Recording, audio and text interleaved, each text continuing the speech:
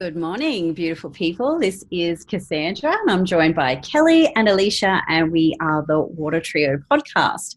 So it's so wonderful to have you back, and we're here today to discuss the week beginning Monday, 3rd of December through to the 9th of December 2018. So as we're recording this, we're in the middle of Mercury retrograde, so we're going to do our best for you guys. We've had a few hiccups just getting to this point, but hopefully you find this both entertaining and informative. So how are you, Kel? Tell us about your full moon in Gemini. Yes, well, I'm very well. The full moon in Gemini was good. My husband and I went away for the weekend, which was really lovely. Didn't have too much Mercury madness, so that was good. I've had more of that since I've been back at work this week. So I'm doing well. I'm excited, that I really like the Christmas celebration. It's not that I'm like in love with Santa or anything. I just really like the pagan influence of the green tree and the turning of the sun. So I love the solstice energy of this time of year. And I love, now that I'm living in a cold climate, I love, decorating. So that's part of what this weekend will be about for me. So I'm really excited about that. I did that last week, put up some Christmas lights, all the fairy lights outside.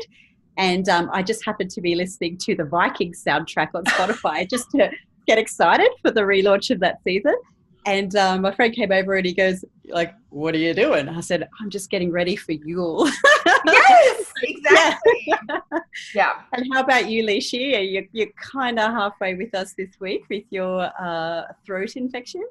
Yeah, so I'm going to be a little bit in the background. Please excuse my voice. But we put up our Christmas tree last night. So I have a little Sagittarius man running around going, lights, lights, lights. He's very excited about that. So, yeah, it's a really special energy. And I think not just for the Christian celebrations, but other cultures too, that also celebrate at this time of year. It's a time of celebration for the whole of humanity, I feel like. So, yeah.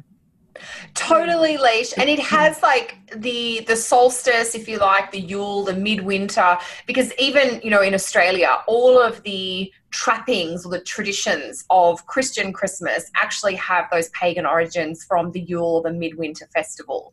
And, when you can sort of see, so many cultures have festivals of lights at this time of year, like Diwali, the Hanukkah festival, and then, the more Western tradition about lighting, lights and candles and logs that burn all night. It's very much to try and combat that idea of the Northern Hemisphere longest night, basically. It's the shortest day of the sun, and from here the sun is reborn. So, yeah, I think if you can get into the heart of what is being celebrated, like away from the modern spending frenzy, there is a real non-denominational quality to what's going on, because we are celebrating the solstice, the standing still of the sun, the rebirth of the planet that gives us light, essentially.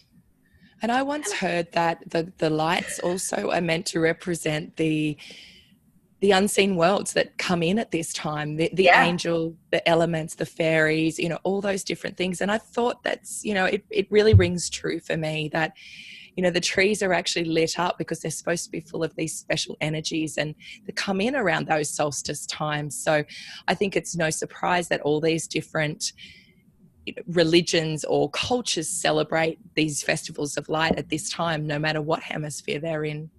100%. Yeah, in the pagan wheel of the year, the Halloween, which is really Samhain, which happens end of October. Now, in Australia, if you're celebrating, these seasonal celebrations, you'll actually flip them so that you really should celebrate Beltane in Australia at the end of October. But most of the world, even today, but certainly historically, lives in the Northern Hemisphere, and there's definitely, the seasonal infusions that come into things are Northern Hemisphere rather than Southern. But that period between Halloween or Samhain until, which is and the Day of the Dead, all the, even in the Catholic faith, the church the faith I was raised in, we have All Saints Day at the start of November. It's about celebrating the dead. So whichever way it's come down, this last period of the calendar year is really about the world between worlds and the thinning of the veil between those two places. So I like what you said, like the magic, the fairies, the lights, the energies. It's, there is an openness at the moment. Yeah. Even the idea of presents should be, instead of giving presents, you should be giving the presence of something. Yes. I think it's a really special thing to think about. Sorry, Cass, I keep cutting you. Yeah, I know. Never happens. Somebody was going to stay in the background this time. Sorry, and I haven't shut up since I got on here, making up for earlier. You're never going to stay in the background. Never. And I love that about you.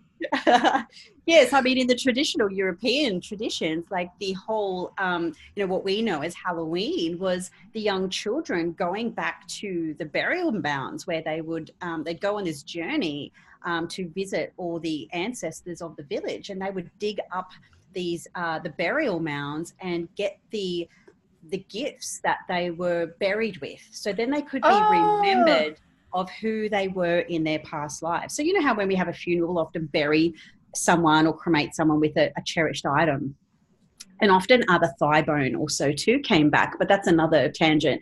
And so the kids would go on this journey to get something that would remind them of who they were. So they could get, whether it was a piece of silver or what have you, and to try and awaken their amnesia from past lives. And so this journey would then take them back to Yule, where they would then, bring these gifts back to their current families.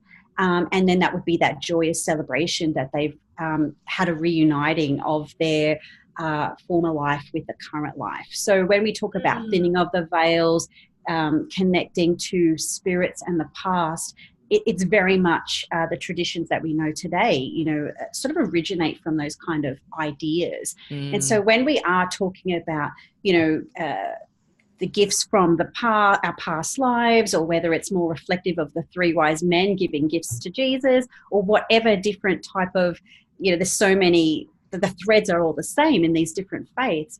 But what the key thing is the gift is being like a token, but it really is an underlining of generosity of spirit. And all this happens while the sun is in Sagittarius. So that is where Christmas really is. In my opinion, it's the lead up is where the joy and the celebration and the excitement and the fun. And I mean, at my age with a child now, it's not the same anymore. I still get, it's like, damn, Christmas is truly over for me now. But, just seeing the joy and everything. We put the tree up the other week, and then the next morning he wakes up, are there presents? And I'm like, he remembers that from, I said, no, not yet. But, that's where that kind of whole generosity of spirit comes. Then we have the longest night of the year in the Northern Hemisphere, the sun's entrance into Capricorn. And then for many of us, it's, oh dear, it's the duty, it's the traditions, it's the family, it's the credit card bill, or whatever it is for you. It's like the seriousness that the holiday is kind of over in a way. It's done now, all the lead up to Christmas is often bigger than Christmas in of itself. Yep. Yeah. And that whole idea that you're talking about as well, that generosity of spirit, even the legend of Santa comes from Saint Nicholas, who was a Greek rich man who used to go and drop coins, for poor people at that time. So it's really not about, a fat jolly man from the North Pole who's going to drop sacks of presents down. It's actually that care and that selflessness, and that really ties beautifully into the astrology this week with that new moon in Sag connected in with Neptune. Smooth segue, sister. Yeah, well, that's just it. But that I tried.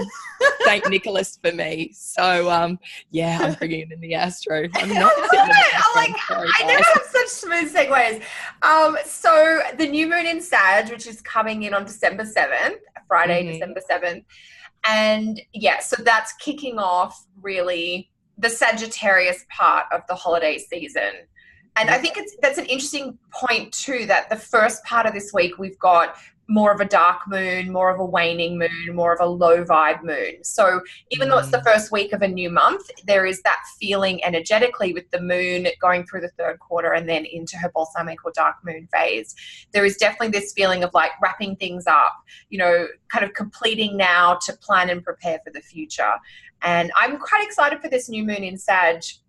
Because I do agree that it's like, let's kick off a few weeks of kind of just letting loose, doing Jupiter and Sag to the nth degree. And because we do have Jupiter and Sag this year, I think that, you know, for some people, they're just going to experience this excess of excess. And for some people, the credit card hangover is going to be even worse. But for others, I think for those of us who may be a little bit more open, the new moon in Sag this year with the ruler Jupiter in Sag at the same time, it is an opportunity to go to that highest expression. You know, is this about giving for the sake of spending money, or is it about giving something that's more meaningful, or giving something that's more valuable, like giving your time or your attention rather than giving stuff? So brilliant point, Kel, because Mercury stations at the same time. Yes, that's so the end of this week is busy. Yeah.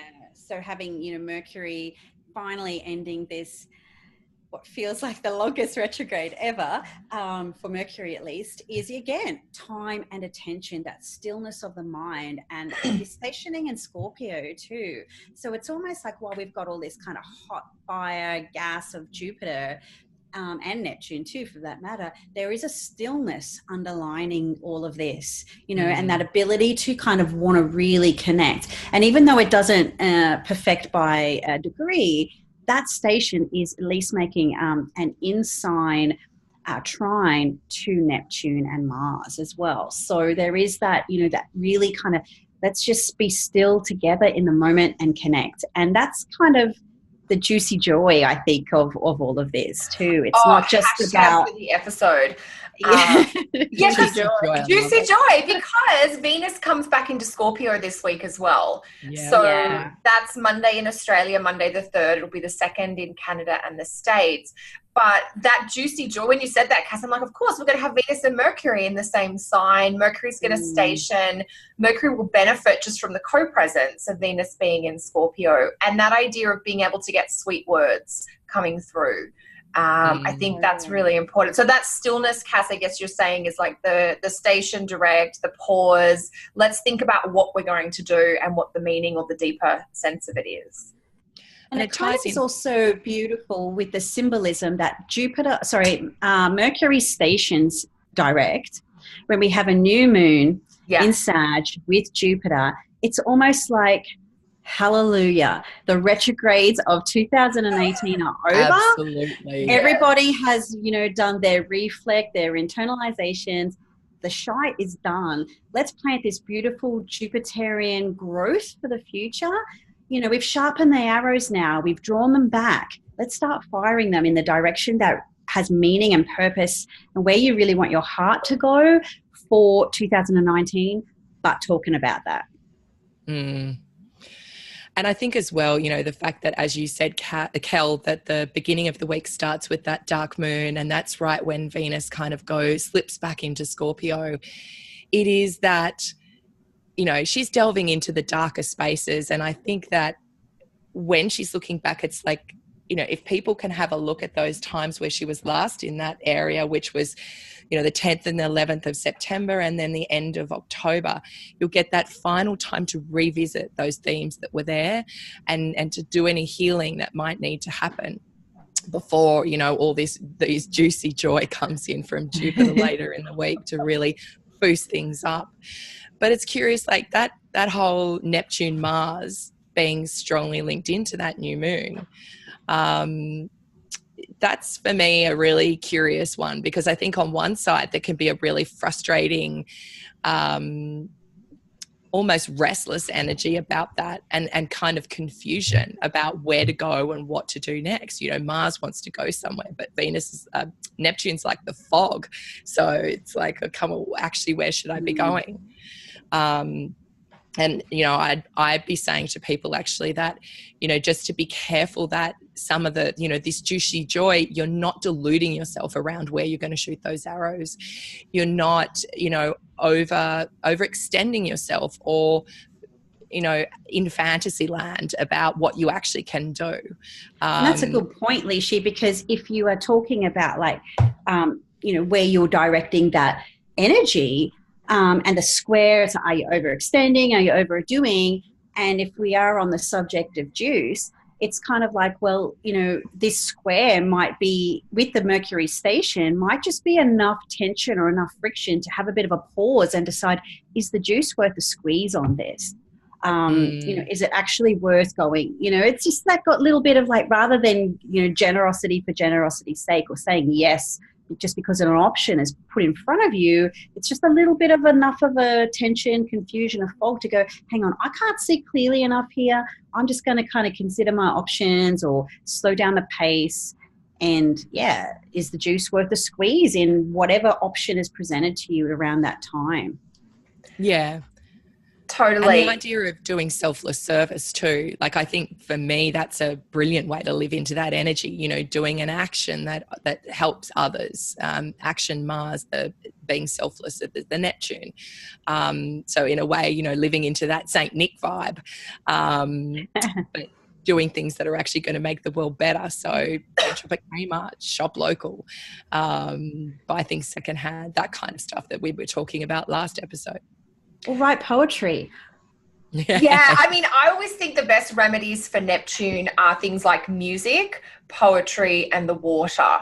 So in whatever way you want to tap into music or poetry, and water is a few things. It's like literally making sure you're hydrated, but it can also be getting to the beach, the lake, the river.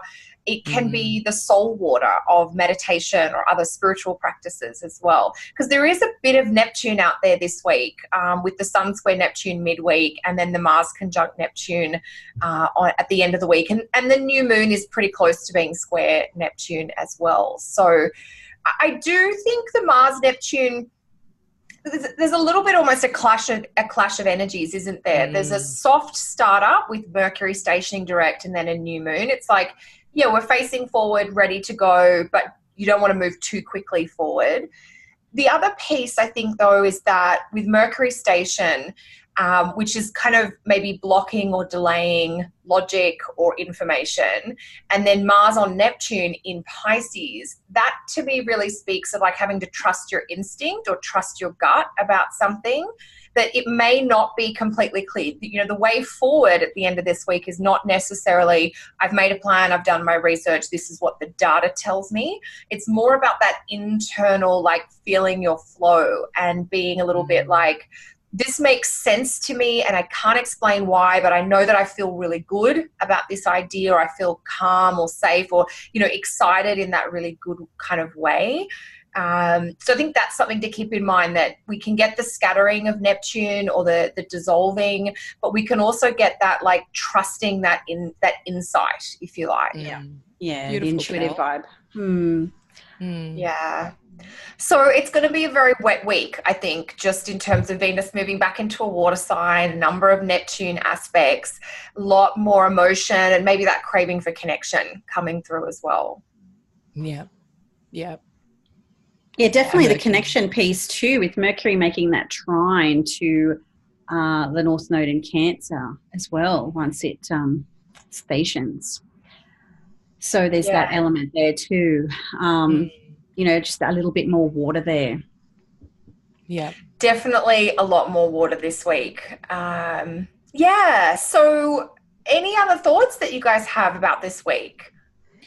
Well, just, I have my monthly new moon gatherings. So I'm always speaking to what kind of intentions people might want to make under the new moon, and especially this one being in Sagittarius. So, having a little 2-year-old Sagittarian who always shows me beautifully what the energy of it's about. And it always reminds me of the Centaur, the horse running free. And he's like that, he's always trying to escape, trying to run somewhere, and he's happy doing it. So that feels like it's a lot about those areas of life you need freedom in, and kind of setting intentions around that, seeking and truth seeking, trying to set goals around, finding what the truth is in your life and what the higher truth potentially is that you can connect to.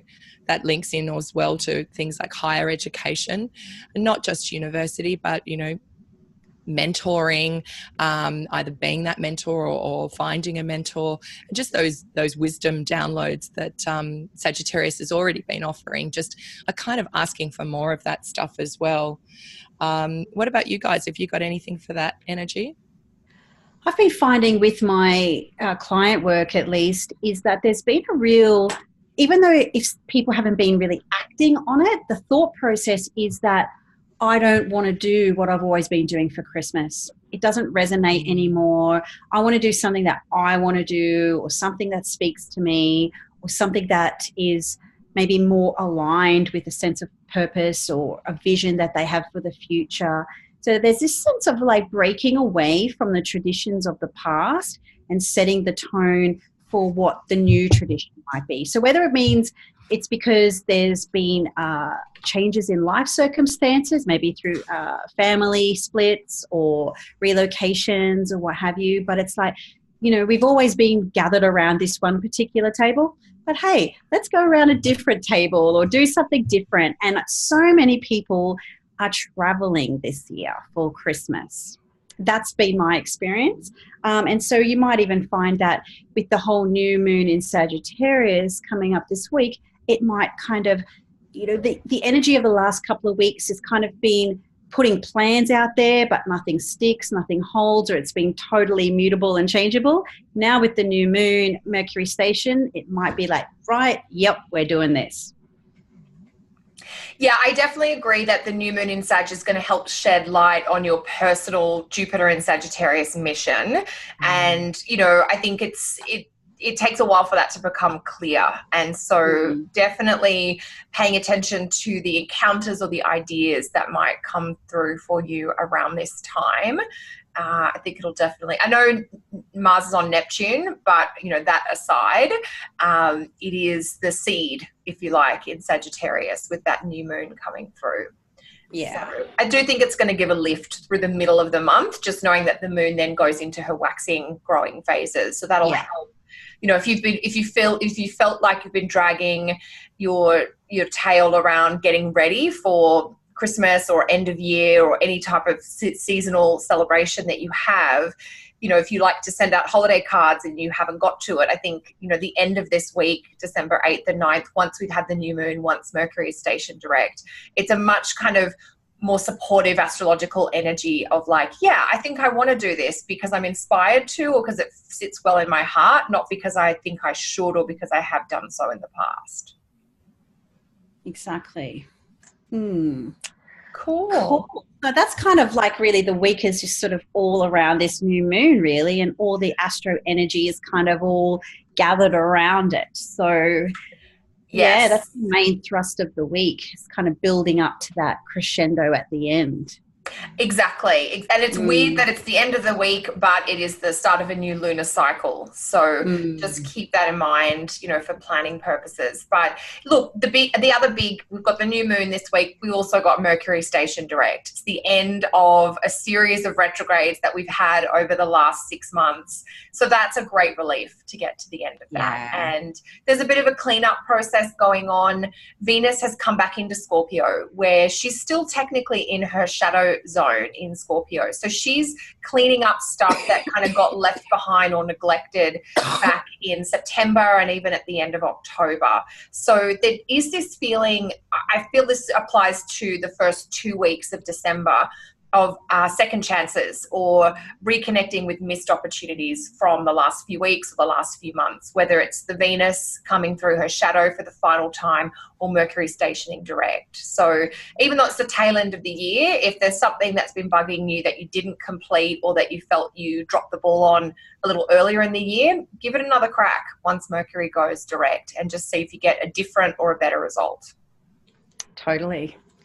Cool. Yeah. Well, I guess that kind of winds up the first week of December, doesn't it? I love it. We covered so much so quickly, which is excellent. Yeah, we just kind of went for the jugular there. I love it. It was good. We were warmed up. We got our Saturns on. So was there anything that you wanted to announce that you've got coming up this week, Kel?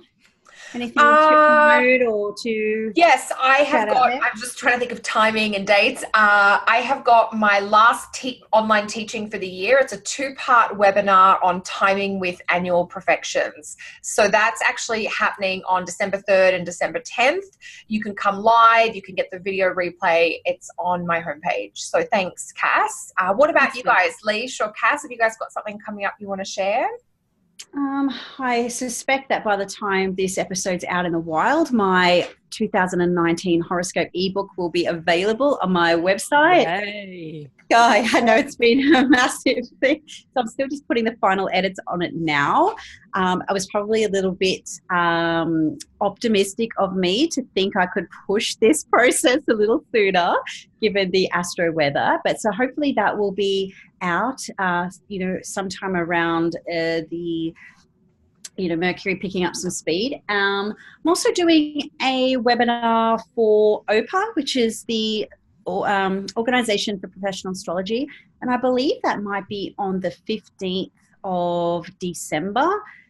Due to time zones, my piece will be pre-recorded, but I'll be there with I think there's Melanie Reinhart, Rick Levine, and I've just had a mental block on this. There's 5 of us, I think, anyway, just doing a little bit of a piece on the upcoming the astro for 2019. So my piece is basically on the Mercury retrogrades through water.